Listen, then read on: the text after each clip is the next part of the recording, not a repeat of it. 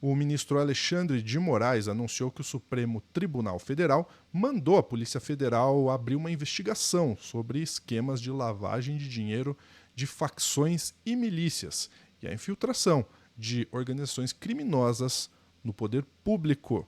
O que vai dar essa investigação, a gente vai discutir agora no Plantão do Meteoro.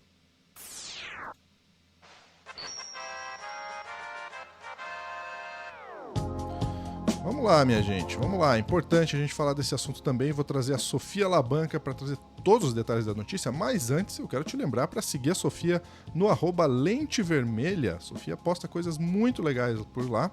E também me seguir no @lu.junior. Não posto coisas tão legais quanto a Sofia, mas a gente posta também. Vamos lá, Sofia. Bora lá.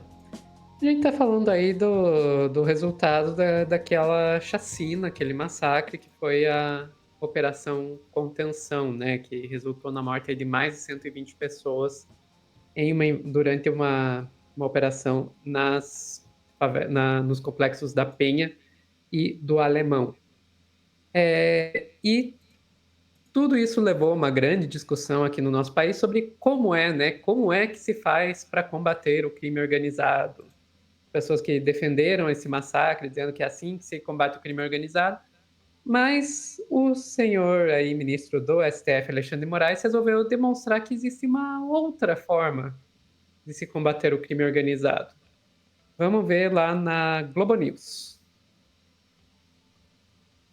O ministro Alexandre de Moraes determinando que a Polícia Federal abra o inquérito. E aí, Natuza, a gente está falando de um inquérito mais macro para poder atuar principalmente em duas frentes. Primeiro, tentar entender como é a lavagem de dinheiro, entender e investigar como é a lavagem de dinheiro das organizações criminosas, das facções e também das milícias. E um outro ponto que a Polícia Federal vai se ater é a inserção, ou seja, a infiltração de criminosos dentro do poder público. Como é que se dá isso? Né? A Polícia Federal, portanto, atuando nessa linha de frente. E vamos lembrar, né, Natuza, o diretor-geral da Polícia Federal, o Andrei Passos, ele chegou já a dizer, né, principalmente no contexto dessa última operação que acompanhamos na semana passada, de que a expertise da Polícia Federal está nessa atuação mais macro. E até porque o ministro Alexandre de Moraes, complementando, inclusive, essa fala, né, de Andrei Passos, juntando, né, essa linha, esse direcionamento, diz que a ideia do combate ao crime organizado deve passar pela questão de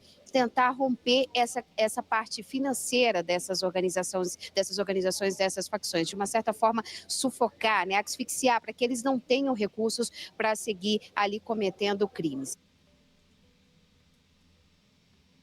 Ok, então a gente vê que a ideia é ir não nos peixes pequenos, vamos dizer assim, nos aviãozinhos ali que estão nas favelas, mas ir atrás de como que eles estão fazendo para limpar esse dinheiro para poder usá-lo, como que eles estão fazendo para infiltrar isso no poder público. E aí, Lúcio, eu não consigo deixar de lembrar de um vídeo que eu dei um trecho aí de um vídeo do Instituto Fogo Cruzado que eu passei com você mesmo aqui semana passada, que mostrava lá que o Cláudio Castro dizendo que não existe braço do crime organizado no governo do Rio de Janeiro.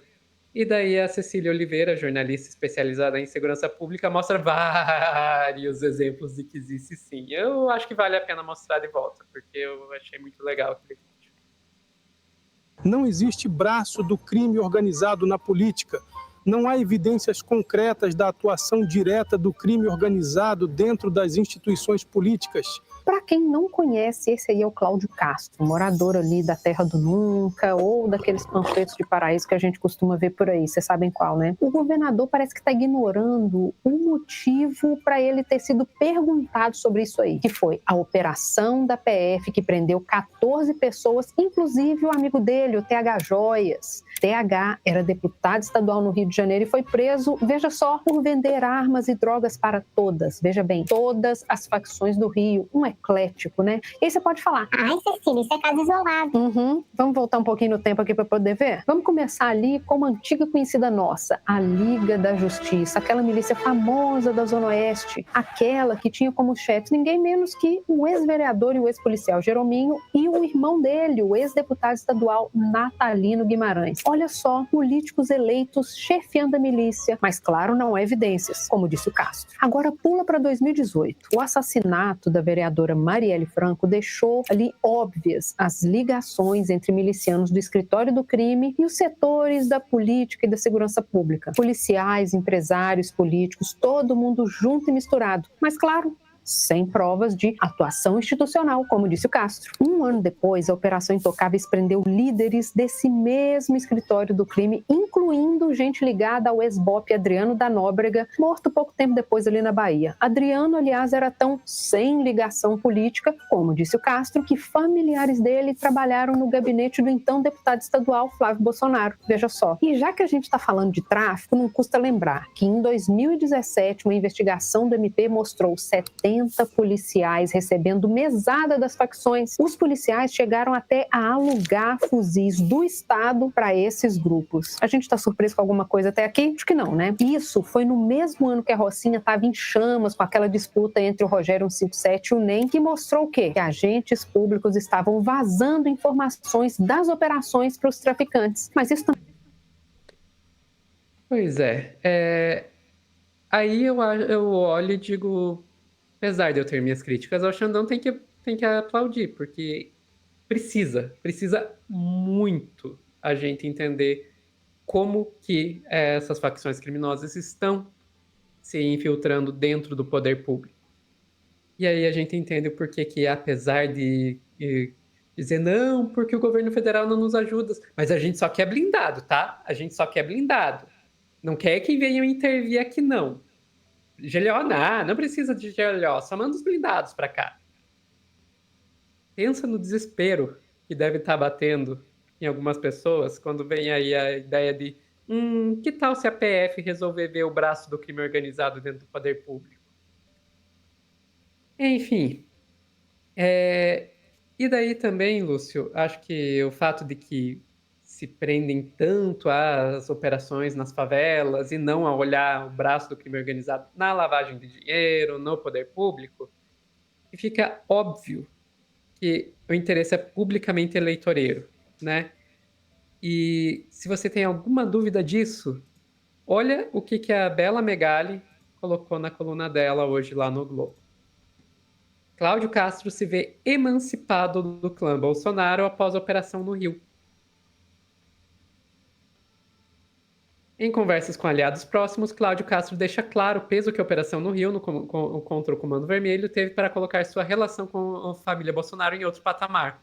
O governador avalia que se emancipou do ex-presidente e de seus filhos e que tem a força para fazer voo solo na disputa por uma vaga no Senado. Aliados de Castro apontam que o senador Flávio Bolsonaro chegou a compartilhar vídeo do governador em suas redes, algo que raramente faz. Alguma dúvida muito na cara, né? que aqueles corpos eram todos santinhos do Cláudio Castro? Tava muito na cara.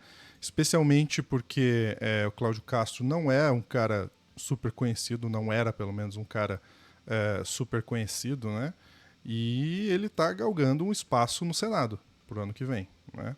Com a saída do Carlos Bolsonaro indo para Santa Catarina, vamos falar disso, inclusive, em mais um corte daqui a pouco, logo mais, fica esse espaço. E aí o Cláudio Castro realmente quer ocupar esse espaço. Inclusive, Sofia, a esquerda já tem tentado alertar para isso, inclusive até usando de inteligência artificial para conseguir ampliar um pouco a sua comunicação.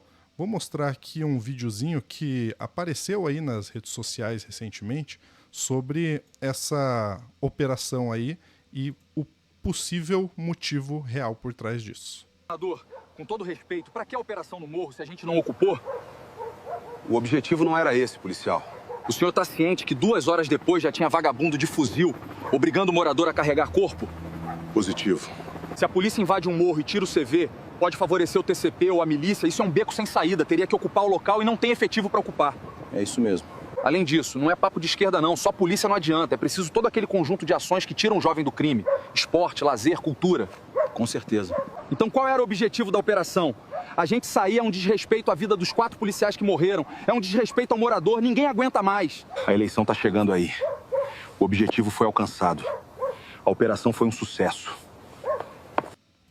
Esse é um vídeo que, como eu falei, né, viralizou aí nas redes sociais, utilizando a inteligência artificial, né, a gente sabe disso, mas com um pouco aí da opinião em geral também sobre essa operação, né, uma operação que, ao que parece, foi bastante eleitoreira, com objetivos eleitoreiros, principalmente, muito menos com combate efetivo às organizações criminosas, que a gente viu muito debates acontecerem a partir disso, né, Sofia? Muito especialista falando, olha, não adianta você chegar atirando e só fazer isso. Se você não estrangular a parte econômica das organizações criminosas que não estão na favela, como a